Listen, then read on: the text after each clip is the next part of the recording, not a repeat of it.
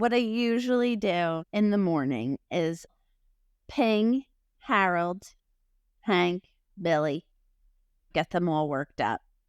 Then I move on to HR, see what I can stir up. Then bother my boss with annoying questions. That's what I do. That's your approach to time management? Yes. Love it. Welcome to the Career Corrective, your career lifeline that gives you laugh lines with Jenny and Allie.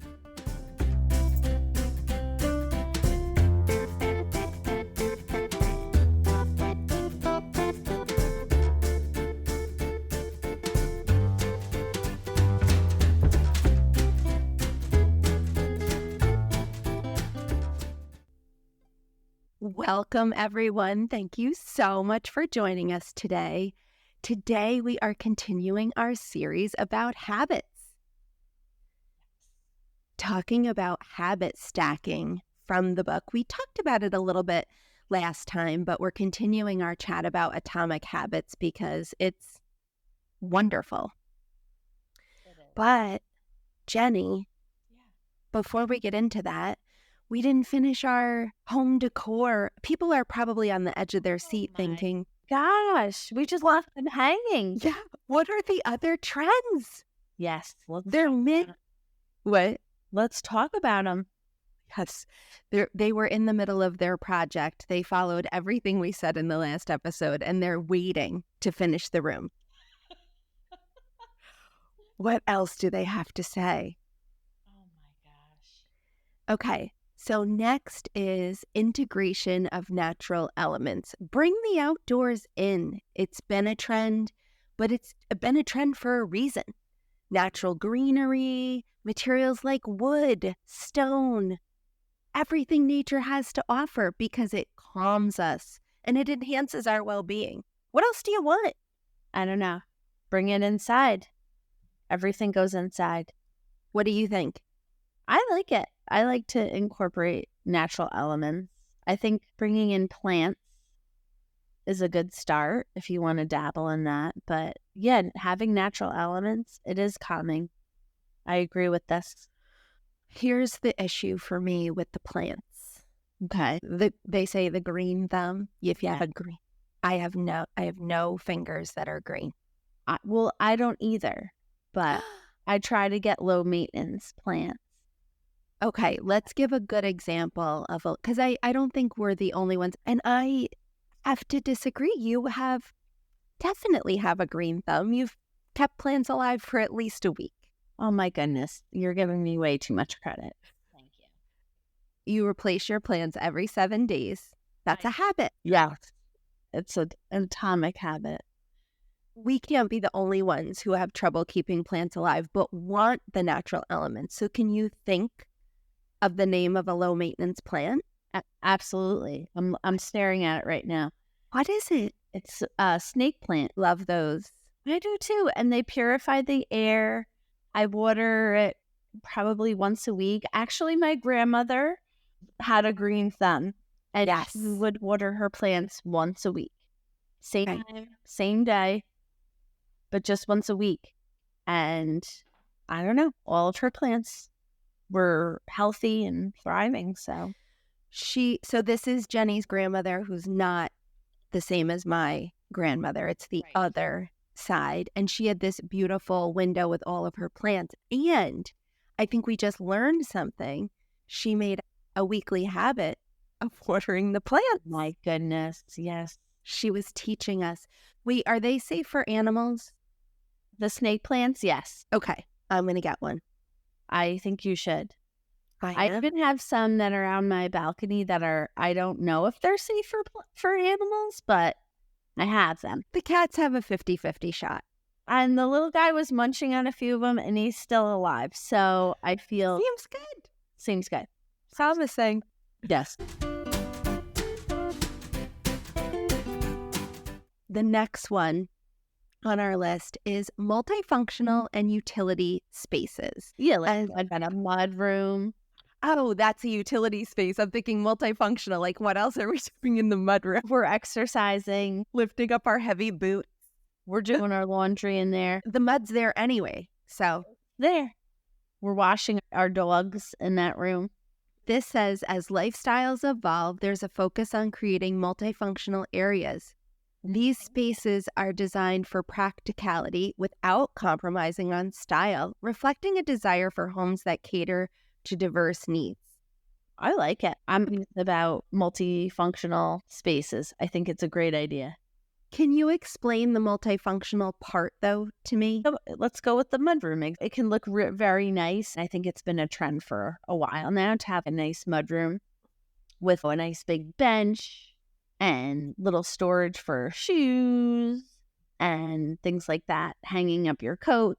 That way it's just kind of off to the side of your house in a designated area. So where it's not the first thing you walk in, you see all that stuff.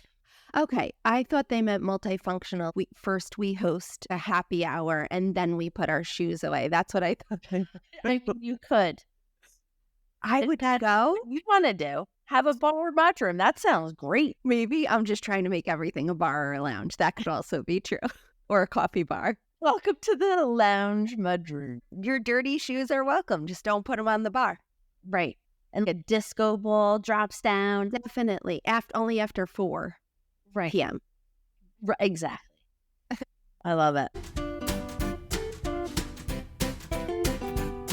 The last one on our list for decor, but we do have something fun right after this as well today. It's a twofer on our distraction talking today. Can't wait. Sustainable and eco-friendly design. The majority of my furniture is made out of cardboard, so I would say that I'm very eco-friendly. Well, I will say you do repurpose very well, and I think I do as well. Just as far as things that have been used prior, we can think of other ways to use them. To not go out and buy new is one way to achieve that as well. Yeah, I noticed in Florida there's tons of thrift stores. That's really big. The thrifting, the secondhand, because a lot of people are moving, the transplants, and so you can really find some good stuff. I love that. And I really did read that they're making sustainable and sturdy furniture out of cardboard. That's pretty cool. My friend Sarah is really into repurposing. I'll have to ask her some of the stuff that she does, but she'll send me pictures once in a while. Her father's in construction and they do a lot of home projects. She'll take materials that they've had. Speaking of mudrooms, I think she made something for the entryway where they can hang their stuff up. That's neat. I really admire people that can do that. I would love to be that way, but it's not going to happen. So just work from our strengths, right? That's what we talk about. Absolutely. Maybe we'll have Sarah on to talk about her repurposing sometime, though. That would be fun. It would be fun.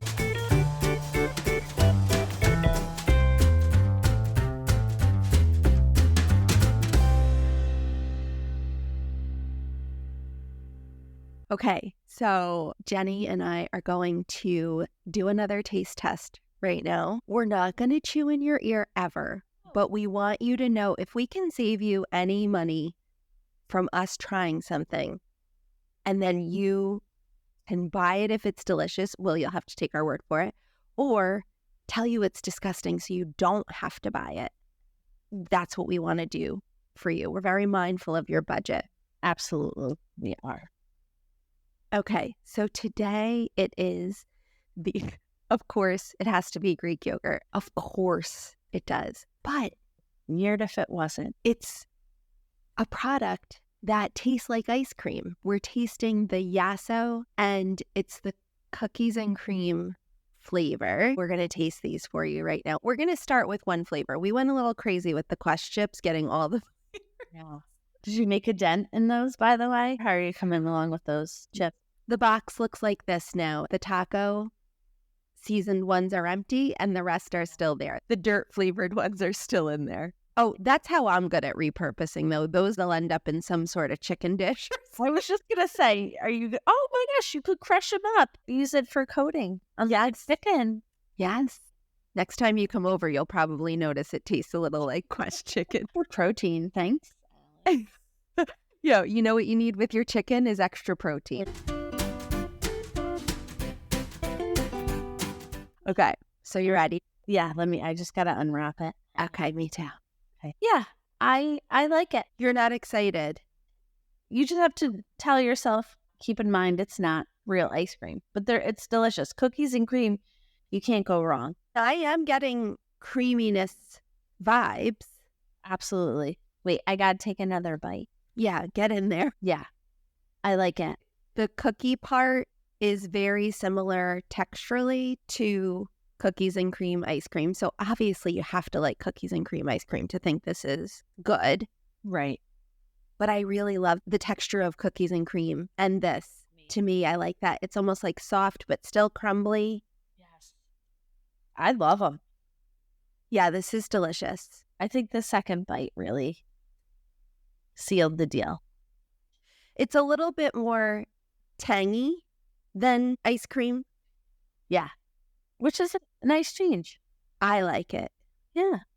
I don't know if you have to like Greek yogurt to like these. What do you think? No, I don't think so. I will say you're not going to be full from it. It's definitely just to get the flavor. Right.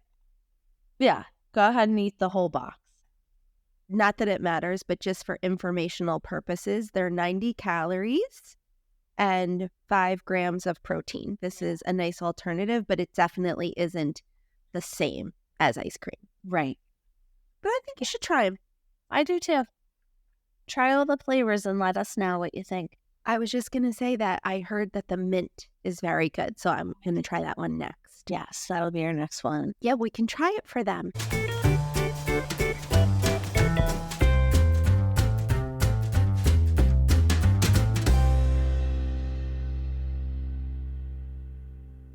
All right, so in today's segment of You Be the Judge, we're going to do a little habit stacking exercise from the book Atomic Habits. Using Allie as our volunteer, and you, our listeners, can be the judge on whether this sounds like something you want to try for yourself. Doesn't that sound fun? Yes. I'm going to have a Friday night party. Do you guys want to come over and do some habit stacking exercise in our mudroom? In our mud disco room? Making espresso martinis. Oh my goodness. Right? So the way it's going to work is you're going to give insight into your daily routine so that we can use it to decide what you want to stack onto those and illustrate how these could work for our listeners. Step 1, you're going to identify your current habits. Habits you don't need to think about. They happen automatically. So, for example, brushing your teeth, making coffee, checking your phone, but not first thing in the morning. Right. Okay. I make a cup of tea every morning. I walk the dogs every day when I get a break from work. There's no set time to that. It's just when I get and sometimes I'll just do mini breaks where they get 10 minutes. You know, I refill my water bottle. Oh, my darling. 8 kajillion. Yeah. And I do some sort of movement in the morning. Okay. And the stuff I want to add, something I've done off and on, but I'd love to have it stick better, is getting my things ready the night before. Like I said, I exercise every morning, whether it's going to the gym or walking. And 50% of the time, my stuff is ready the night before. And 50% of the time, it's not. Prep for the next day is big in my mind. And I'm sometimes really good at it. And sometimes I'm not great at it. Where do you think I could stack that? I think right before you relax for the night, before you finally get into whether you're sitting watching a show, fit that in there before you do it. And then when you sit down and you relax, that's your reward. Okay, so I have to think of something I do every day that has to do with relaxing. Oh, I know. Once I do finally sit down, I always take the dogs out before because, if I don't, when I sit down. Yeah, somebody's got to go to the bathroom. Right. So right when I take them out, I could go in at that time, get my clothes ready while they're fenced in the backyard so they can go and I'll do it then. So I will let you all know how this works. Yes. If I'm successful. I think you're going to be successful. We talked about this prior, and you had some great tips for the listeners to keep it going, actually, for me as well. So I thought you might want to share those. Yeah, absolutely. The goal is to be consistent. So it doesn't have to be perfect. Check in with yourself. I think my workouts are going to improve because my outfits are going to be up-leveled. I mean, that's what's going to happen. I agree. And your playlist? What's your playlist like? Oh my gosh. You'll send me songs. Yeah. And I'm like, oh, that's an interesting choice. You are totally right. And I have no problem calling myself out. I have odd taste in music. On my workout playlist is everything from concertos to rap to there's nothing that's not on there. And I can be just as excited to work out to a ballad as a traditional get you going workout song. I have for everything from Gordon Lightfoot to Mozart to the Rolling Stones to Busta Rhymes. It's all on there. Yes. It just works, especially early in the morning. I start out with okay, let me walk you through this. We start out with something very melodic, I just woke up, I need to ease into this.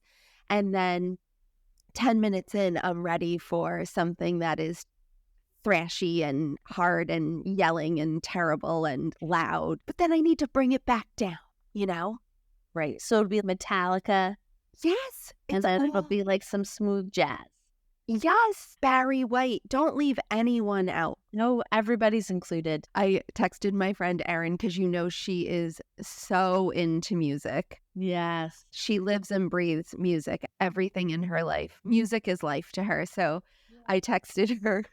I text her weird songs as well. And she wrote back, Mr. Gordon Light, you listen to Sundown and tell me if you don't feel pumped. How about there's this feature on my YouTube Music. This is how I even found this song. It'll say, based on your playlist. And I'm thinking, how are they basing anything on my playlist? I'm all over the map. Well, the suggestions are also all over the map. They're like, I don't know. We're just going to throw some shit out there for her. She'll probably love it. And I do. I didn't even know half of these names, like the Alan Parsons Project. Oh, yeah, that pops up for me a lot, too. I didn't know them before. I love it. Why not? Eye in the Sky. It's kind of creepy, but I love it. Just picture your face as you're working out, kind of like. It's curious. And I mean, yeah, you're like, oh, look at this weight. Oh, I'm going to pick it up. So we're a little heavy today. Oh. I think it's exactly what Arnold Schwarzenegger does. Yeah, definitely. He's lifting heavy things to the Alan Parsons Project. Arnold goals. Yes, absolutely. He doesn't need a playlist. Who am I kidding? No, he is the playlist. Yeah. He just recites his movie lines. Just listens to himself going like off on Terminator tangents. Kindergarten Cop. I do not have a tumor. I saw an interview with him where he talks about that he gets such a kick out of himself. He thinks that, well, I don't know if I've talked about this before, but I think his story is very inspiring. And I guess people would think, oh, he's a white dude, it's not hard. But he was from a little town in Austria and knew that he wanted to be a bodybuilder. And his parents thought he was nuts. And he worked his way into the gym, and there was one gym, it was far away. I don't know. It's kind of like the stories that grandparents tell where they walk to school backwards in the snow with no shoes, I guess. But he became Mr. Universe through all this, long story short. But then when he wanted to break into movies, he went to, I don't know who the producer was, basically saying, I really can't understand you, so you could be an extra or in the background. And he said, no, I want to be the main movie star. So he worked on that goal. And obviously, I think he's one of the highest grossing actors in the history of Hollywood. But he was talking about the way he talks. And he said, I don't know if those lines would be as popular that people repeat, but he gets a kick out of it that people repeat it, and he acknowledges it's probably because it's the way he says it and how his dialect is. I thought that was a good sense of humor about it. Hey, listeners, we hope you're enjoying the conversation so far. If so, go back and listen to the full episode. It's called Atomic Habits Meets Home Goods, and it's linked for you in the description below as well. See you there.